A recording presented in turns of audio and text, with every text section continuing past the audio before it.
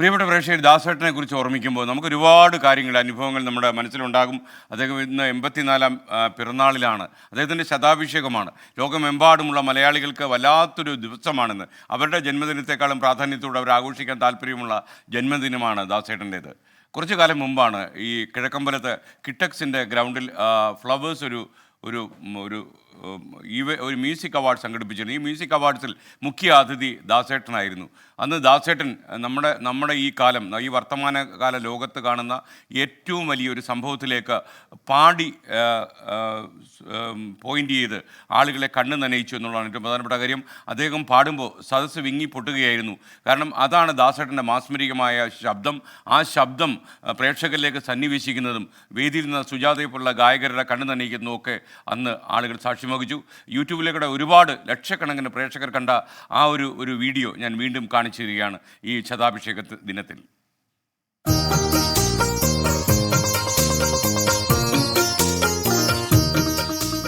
നമ്മളെല്ലാവരും കാത്തിരുന്ന ആ മൊമെൻറ്റ് സംസാരിക്കേണ്ട, എല്ലാവരും സംസാരിക്കുക. ഓരോരുത്തർക്ക് മൈക്ക് പാസ് ചെയ്യുമ്പോഴും നമ്മുടെയൊക്കെ മനസ്സിൽ അയ്യോ ദാസേട്ടൻ്റെ കയ്യിലേക്ക് എപ്പോഴാണ് ആ മൈക്ക് ഒന്ന് പോകുന്നതെന്നായിരുന്നു.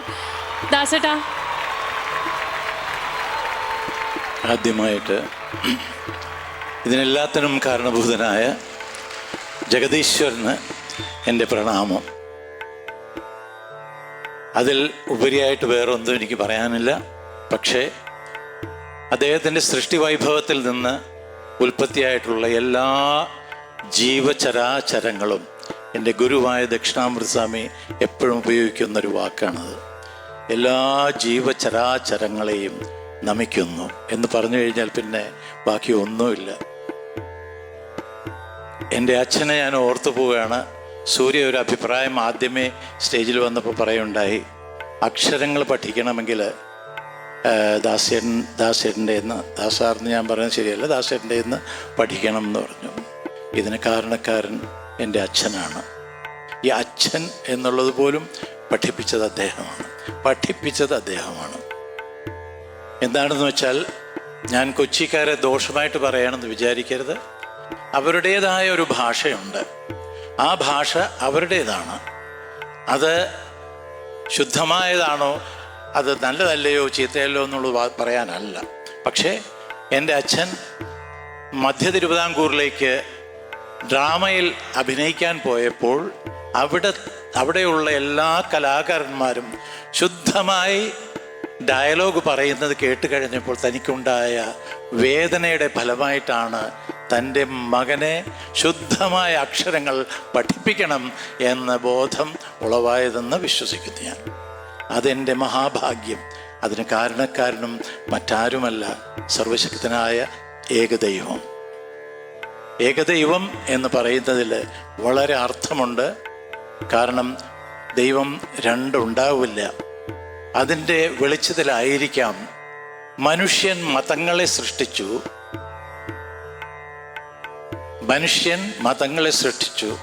മതങ്ങൾ ദൈവങ്ങളെ സൃഷ്ടിച്ചു എന്ന് വയലാർ സാർ എഴുതിയത് ഒരു വലിയൊരു ആഴമേറിയ ചിന്തയാണെന്നാണ് എനിക്കിപ്പോൾ തോന്നുന്നത്. കാരണം ദൈവങ്ങളെ സൃഷ്ടിച്ചു എന്ന് അതൊരു തെറ്റായ പ്രയോഗമല്ല, തെറ്റായ പ്രയോഗത്തിലല്ല, അത് ശരിയായ പ്രയോഗം തന്നെയാണ്. നാം ഏവരും വളരെ ദൈവങ്ങളെ സൃഷ്ടിച്ചുകൊണ്ടിരിക്കുകയാണ്. അതേസമയം ദൈവം ഒന്നേ ഉള്ളൂ എന്നുള്ളതിൻ്റെ ഒരു അടിത്തറയാണ് അദ്ദേഹം കാണിച്ചത്. എന്തൊരു പാട്ടാണ് അദ്ദേഹം എനിക്ക് നൽകിയത്. ഞാൻ അതിൻ്റെ ഒരു 2 വരി പാടാതിരിക്കുന്നത് ശരിയല്ല. എല്ലാ സംഗീത സംവിധായകരെയും എനിക്ക് പാട്ടുകൾ എഴുതി തന്ന സകല ഭാഷകളിലുള്ള എഴുത്തുകാരെയും അല്ലെങ്കിൽ ഗാന രചയിതാക്കളെയും ഞാൻ സ്മരിക്കുന്നു. അതോടൊപ്പം തന്നെ അതിൻ്റെ പ്രൊഡ്യൂസേഴ്സ്, അതിനോട് ബന്ധപ്പെട്ട ഈ സകലവരെയും ഞാൻ സ്മരിക്കുന്നു.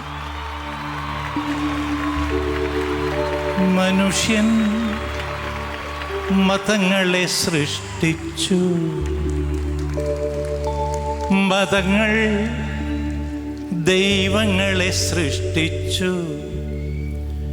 മനുഷ്യനും മതങ്ങളും ദൈവങ്ങളും കൂടി മണ്ണു പങ്കുവച്ചു, മനസ്സു പങ്കുവച്ചു. ഹിന്ദുവായി, മുസൽമാനായി, ക്രിസ്ത്യാനിയായി, നമ്മളെ കണ്ടാലറിയാതായി ലോകം ഭ്രാന്താലയമായി. ഹിന്ദുവായി, മുസൽമാനായി, ക്രിസ്ത്യാനിയായി, നമ്മളെ കണ്ടാലറിയാതായി